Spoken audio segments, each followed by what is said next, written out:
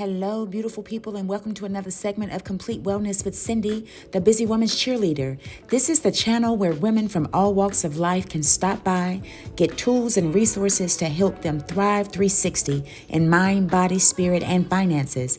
I invite you to stay connected, subscribe to this channel, and visit me online at thecindyrand.com. Now for today's segment. So super excited as usual to be here today. I've got a guest with me, but first let's do some housekeeping. Our quote and power thought for today is: there are two ways of spreading light, to be the candle or the mirror that reflects it. And that's from Edith Wharton. All right, without further ado, I'd like to introduce to you Miss Alison Bladh. Alison is a registered nutritional therapist who specializes globally in helping women manage negative symptoms of menopause. Welcome, Alison. How are you? Oh, thank you so much. Yes, I'm really well. It's lovely to be on your podcast today, Cindy. Thank you for having me. Well, welcome. You are very welcome. So let us know a little bit about your history. Tell us a little bit about you. Basically, I always say there's a cause and effect for every niche, for every industry that a person decides to go in. So tell us a little bit about your history and what made you go in this direction. Yeah, as you were saying, Cindy, I'm a nutritional therapist, nutritionist, and I really started my journey when I was a teenager. I had very bad skin. I developed acne as a teenager, which is horrible. I mean, it's hard enough being a teenager without having bad skin. And that really triggered my interest in hormones, because I wanted to know what was going on, even at such a young age. So I really looked into, nutrition and were the things that I was doing that was making it worse. And that's where I became very interested. And I really improved my skin quite considerably just through lifestyle and nutrition, modifications. And then initially, at the beginning of my career, I worked as an esthetician. So I specialized in menopausal, perimenopausal, and hormonal skin problems.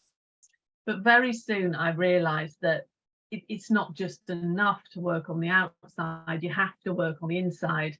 So that's when I went back to study nutritional science and have been working as a nutritional therapist ever since, specializing in menopausal women's health, because it can be a very difficult time for women. And, I saw when I was growing up how my mother and my grandmother and all her friends that were going through perimenopause and menopause, they were really struggling, and it wasn't spoken about. I mean, it's still not really spoken about, but there was so much suffering going on, and it just again intrigued me because is so hormone related. So I like to say I help women harness the hormones and get back their sparkle, because we all like a bit of sparkle, don't we? Right. That is absolutely correct. Tell us about the midlife stage as far as like nutrition. What are some natural ways that people can actually balance those hormones while they're going through the get-through stage? Yeah, there's so many things you can do with nutrition. If you think before perimenopause, and our hormones are always on this like up and down in your natural cycle for a month. But when you come into perimenopause, that's when things start to get a bit chaotic. The hormones aren't on this natural, smooth ride. They suddenly become all over the place. So what you want to think about with nutrition is eating processed, refined, sugary foods just trigger off everything. I mean, they've been shown in research to really be detrimental to menopausal symptoms, especially hot flashes. They can make them worse because of the sugar and because of what the effect that has on your blood sugar levels. And when you're talking about hormones, we want to keep our blood sugar balanced, because this keeps all our hormones, very nicely balanced. Hormones like insulin, cortisol, which is a stress hormone. If we have high blood sugar, it just makes us feel terrible. So what you want to think about doing is eating whole foods. So foods rich in fiber. There's foods called carbohydrates that there's something called the glycemic index. And this is actually quite easy to find. You can just go out and Google it, and there's a lot of very good information on it. And this is a scale that's been done to show the effect that carbohydrates have on your blood sugar. And it's very useful because you can see if you eat, for example, white refined bread, that the scale on the glycemic index, it comes up quite high because of the effect that it has. It really spikes your blood sugar. Whereas if you eat more of a fiber rich, like vegetables, broccoli, whole grains, that actually take longer to digest, so they don't have that same effect on your blood sugar. So blood sugar balance is really key for hormonal balance. Really, really important. Another thing that we women don't eat enough of is protein. Protein is the building block to the body, and it really helps to balance hormones. So if we're not eating enough protein, we're not nourishing the body. And you don't forget, we need nutrients in the body to be able to produce and synthesize all the hormones that we need. So protein is crucial, roughly around a palm size of protein with every meal. And when I say protein, you're looking at things like chicken, fish, red meat. If you don't eat meat, then you can eat soya products, tofu, beans, nuts, seeds. There's lots of, you don't have to eat meat. There are other ways of getting protein. What about the protein drinks? Is that equivalent, a protein drink? Yeah, protein drinks, absolutely. It's preferable to get protein from whole, rather than just using protein powders. But however, if it's difficult for you to get in enough protein, then absolutely use a good. It's all about the quality, isn't it, of the products we use? Use a good quality protein. And what I would say as well, if you're going to have that in a smoothie, make sure that the smoothie isn't sugar rich, because even though fruit's great, we all love fruit, but it still contains quite a fair amount of sugar. Right. You need to think about what you're putting in your smoothie. I always like to say, try to make it green, have vegetables and spinach and avocado in there as well. Yeah. Yeah. That is amazing. So what, in your expert opinion, what is the reason why there's such a imbalance? I know it's all because of the hormones, the weight fluctuations. Yeah, weight gain. That's a huge. Like when a person is approaching like that 40-ish for some reason, and they're going into that hormonal stage even more progressively, it's like for some reason their weight fluctuations will settle in different areas. Even at like my holistic body boutique, we have like different graphs everywhere showing where there's like the mommy belly, the alcohol belly, the sugar and the carb belly, and then the stress hormonal belly. And so, just always, that's always a question. What would be, like I said, in your expert opinion, why during that time where the hormones are off, there's such a fluctuation of the weight, especially a great question, because I find that with a lot of my clients, that is one of the things that they want to work on is weight management. And there's so many different factors that come into play when we're looking at weight management. And because of our hormones, they have an effect on where, exactly as you were saying, Cindy, where the weight comes on. And it's very typical when women come into perimenopause, and that can start as early as the early 40s. Right. That we turn from a pear shape into an apple. So we tend to gather the majority of our weight around the abdomen area. And there's many different reasons for that. We don't fully understand it. There needs to be more research done on it. Right. One huge factor in that is stress. I say to my clients, if you're very stressed, it's virtually impossible to lose weight, because the cortisol, which is the stress hormone that we release when we're feeling stressed, and today's society, it feels like everybody's suffering from stress. This hormone is fat storing. So it's very difficult to lose weight if you're constantly stressed, because when you've got these stress hormones in your body, you also release glucose. It's because your body's primed to run away from something. You know, that's how it was, you know, many years ago when we were, you know, hunters and gatherers. We got stressed because we were being chased by something. So your body is primed. It gives more energy in glucose, which, again, going back to blood sugar levels, it's very hard to lose weight if you've got high insulin levels, which is the hormone that removes glucose or allows you to utilize glucose in your system. So you've got the stress, you've got the blood sugar there, and you've also got the estrogen. So when estrogen levels decline, we have to remember that the estrogen is the master of metabolism. You know, women need estrogen for a healthy metabolic system. I think we tend to forget that. We think of estrogen as a sex hormone, but it isn't. It's way more than that. You know, it's responsible for so many bodily systems. So when estrogen levels start to decline, we see lots of metabolic changes happening. One of them, because of we're not as sensitive to insulin, which insulin is the hormone that we need to remove the sugar from our blood. So we can become insulin resistant, and this again shows as weight gain. And if you don't look after yourself, you then can, you know, you may develop diabetes too. So it's a combination of so many things coming together, and also thyroid, hyperthyroidism. Thyroid is a gland that is really like the motor of the body.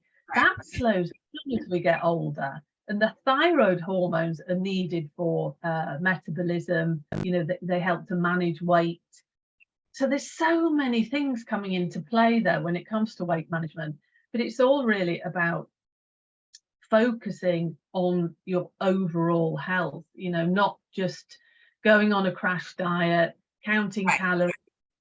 It doesn't work. We've seen that it doesn't work. You lose weight initially, but then So basically you're saying that those people that are approaching that need to basically, like that mid stage and that going through the go through stage, going towards menopause, basically need to control their diet. The reason why there are a lot of weight fluctuations, and I know you didn't mention this, but I know this from my understanding, you know, you mentioned you were an esthetician as well. So, you know, you have the hypodermis and you have the epidermis and the dermis, but then there's that fatty pocket in there of stored fat, hypodermis, which is actually supposed to work for us. And it doesn't. As we get older, it's like it's storing fat and working in reverse. Because at one point, you know, when we were young and giddy and everything, it was producing a lot of energy. And so you're saying things like sugar, the blood sugar being off, having imbalances in your meals and your stress levels, all of those things compounded together cause that stored fat to work in reverse as you're aging. Yeah, well said. I mean, and I think a fascinating thing about fat is, you know, the abdominal fat is really an organ in itself. Yes. Because it produces estrogen, not a particularly nice estrogen. Right.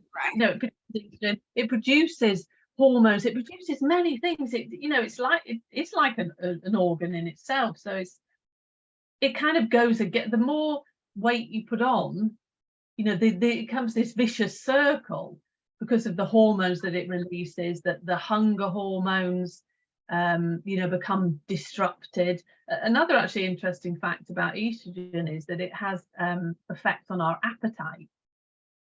It's been shown that normally when your estrogen levels are normal, it helps to regulate appetite. So again, when we come into this time where our hormones can fluctuate and decline, we can feel that we're hungrier. I've noticed, I'm in perimenopause, and I notice myself that I'm a lot hungrier than I used to be, and that's because you haven't got the same regulation there.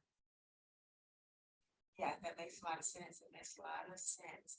So, what would be like your top 3 tips that you would give our listening audience to be able to regulate, keep those hormones regulated? Top 3, okay. This first one is very basic, but we don't do it enough. Is hydrate, drink. Water. It sounds very basic, but it's such a key thing. Drink water. You will start feeling better if you increase your water levels. 3, it's difficult, it's only 3. Okay, I would say the second one would be to eat cruciferous vegetables, because they are very beneficial for women, because what they help to do is they help to remove the excess estrogen. As we could call it, the old estrogens that our bodies utilize. We need to remove them from the system to keep everything in balance. And cruciferous vegetables like, you know, your broccoli, cauliflower, cabbage are brilliant. They're really the friend of a menopausal woman, because they really help to kind of get your digestion going and help to remove these old estrogens out of the body. Okay, if I'm only allowed 3, the third thing I would say is to incorporate flaxseed into your diet. Flax seeds are great for hormone balance. They contain phytoestrogens, which are plant hormones, and they have a similar structure to estrogen. They're not the same, but they have a similar structure. And it's been shown in studies that they can really help benefit perimenopausal and menopausal women. They can help reduce hot flashes, menopausal symptoms, and they're also very good for digestion because they have a lot of fiber in. Then they balance things out. They help with hormone balance. So flax seeds, I will certainly incorporate. You can have them, you know, on your breakfast. You can put them in salads. One key thing with them, though, is to make sure that they're crushed, or you soak them in water for 24 hours, because if you just eat them, they go straight through you. Your body can't utilize the nutrients in them. That makes sense. That makes a lot of sense. I appreciate that. So is that your top 3? Yeah, I mean, yeah. There's so many. Go on and on. Okay, it's fine. Yeah. That's the top 3. So we get it. That's wonderful. Yeah. So as a busy woman, tell us what you do for your downtime. How do you maintain that balance? What you're doing with nutrition and health and wellness? How do you maintain that balance personally? I maintain the balance in my life is I put myself first without being selfish, because I know in today's society we don't like to say we put ourselves first, but I prioritize my self-care. I allow myself, I book into my diary every day, into my schedule, 20 minutes of self-care. And that for me could be going for a walk outside. It could be doing 15 minutes yoga, some deep breathing. You know, I'm very realistic. We don't have hours to spend on this, but if you do it every day, you really start. Right. Yeah. And I prioritize food. I buy quality food that nourishes my body. That's awesome. That is awesome. I thank you so much. Thank you so much for sharing and for coming on and giving us some tips as far as how to keep those hormones balanced, keep them balanced. That's a big part. Any closing thoughts? How can people get in contact with you if they want to get in contact with you? Yeah, I think the best way to get in contact with me is via my website, which is alisonbladh.com. That's BLADH. I'm on all social media platforms. You can find me, Alison Bladh. And also on my website, I have under resources, you can download lots of wonderful free ebooks on, you know, hormone balancing recipes and, you know, skin health, everything. So please feel free, if any of your listeners would like to download any of those, you're more than welcome. And thank you so much, Cindy, for having me. You are welcome. You are most welcome. I'll definitely check into that, put the information down inside of the description so that people can find it, either now or on the replay. But that is it. We're going to close out. Peace, blessings, and joy be multiplied to you, and we will see you again soon. Thank you again for tuning in to Complete Wellness with Cindy, the Busy Woman's Cheerleader. Follow me on social media at Busy Woman's Cheerleader. Remember, together we write our stories, share our journeys, create memories, and leave our marks in history. Until next time, peace, blessings, and joy be multiplied to you. Ta-ta.